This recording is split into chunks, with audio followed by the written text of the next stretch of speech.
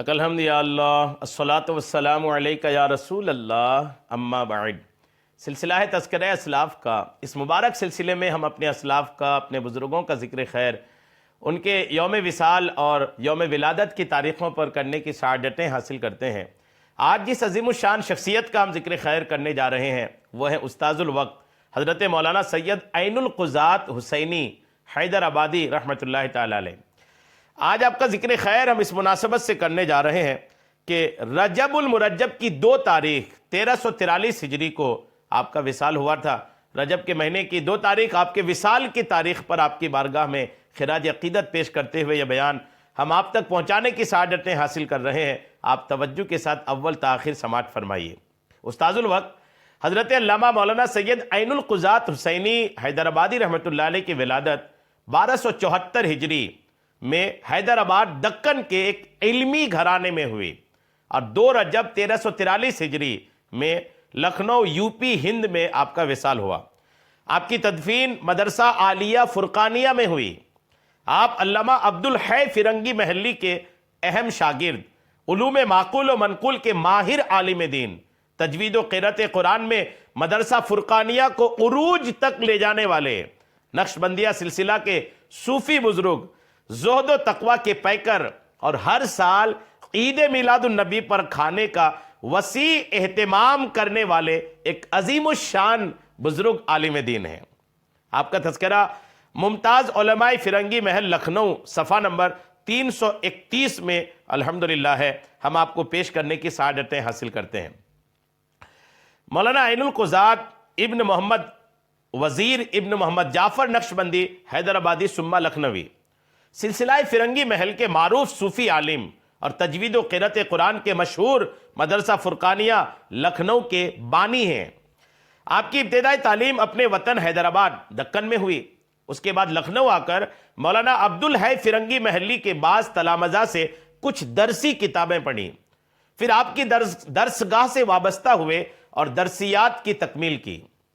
مولانا عین القضات حیدر آبادی ثم لکھنوی معقولات میں کامل دستگاہ رکھتے تھے۔ شرح ہدایت الحکمت کا آپ نے ایک وقیع و مبسوط حاشیہ لکھا ہے۔ لکھنؤ ہی میں درس و تدریس میں مصروف ہوئے۔ کچھ دنوں بعد آپ پر جذب کی کیفیت طاری ہوئی، آتش شوق بھڑکی تو سورت گجرات پہنچ گئے اور شیخ موسیٰ جی ترکیسری کی خدمت میں حاضر ہو کر سلسلہ نقشبندیہ میں ان سے وابستہ ہو گئے اور طلب فیض کرتے رہے۔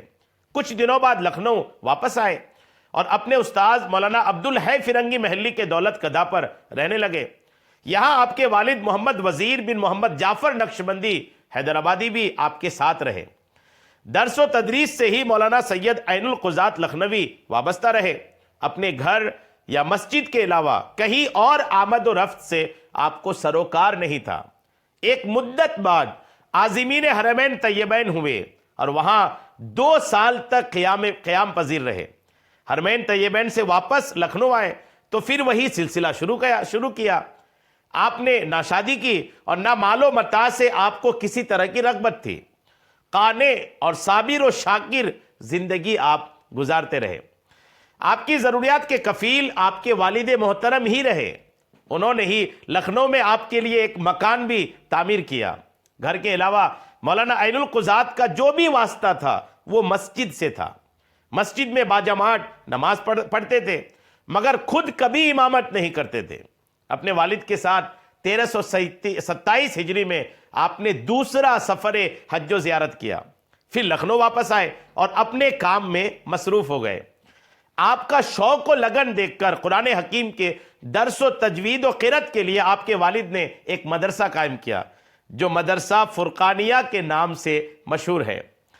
اس کے اخراجات کے لیے، مدرسے کے خرچ کے لیے آپ کے والد نے زمین و جائیداد بھی وقف کی۔ والد ماجد محمد وزیر حیدر آبادی کے وصال کے بعد مدرسہ فرقانیہ کا بار مولانا عین القضات نے سنبھالا اور اسے فروغ و استحکام بخشا۔ مدرسہ کی تعمیرات کے ساتھ اس کے مدرسین کے مشاہرے اور طلبہ کے وظائف میں اضافہ کیا۔ مولانا عین القضات کے پاس نہ ظاہری اسباب نہ مادی وسائل تھے، نہ آپ کسی سے مالی تعاون کے خواستگار تھے۔ مصارف مدرسہ اور مہمانوں کی ضیافت نیز دیگر اخراجات کے لیے خدا جانے کہاں سے اور کس طرح سے آپ کا انتظام ہوتا تھا۔ سال میں 2 بار آپ بے شمار لوگوں کے اجتماعی کھانے کا اہتمام کیا کرتے تھے۔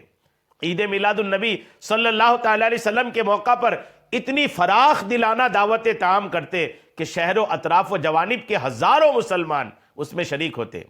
اس دعوت کے لیے 200 بھیڑ بکرے ذبح کیے جاتے۔ اس دعوت میں جشن کا سما ہوتا تھا۔ متواتر روایات میں ہے کہ ایک ایرانی شخص آپ کی خدمت میں آیا اور اس نے حضرت علی مرتضیٰ کرم اللہ تعالی وجہ الکریم کی شان میں چند اشعار پڑھے، جس کا اثر یہ ہوا کہ آپ پر بے خودی کی ایک کیفیت طاری ہو گئی اور اسی حالت میں آپ سجدے میں چلے گئے اور اسی سجدہ میں آپ کی روح پرواز کر گئی اور آپ 2 رجب کو واصل بحق ہو گئے۔ غور کیجئے کیا محبت تھی حضرت علی سے، شان میں اشعار سنے اور ایک جذب، ایک کیفیت طاری ہوئی، سجدے میں گئے، اسی سجدے میں وصال فرما گئے۔ شان ہے اللہ والوں کی۔ اللہ کریم آپ کے مزار پاک پر خوب رحمتوں کا نزول فرمائے، آمین، بجاہ النبی الامین صلی اللہ تعالی علیہ وسلم۔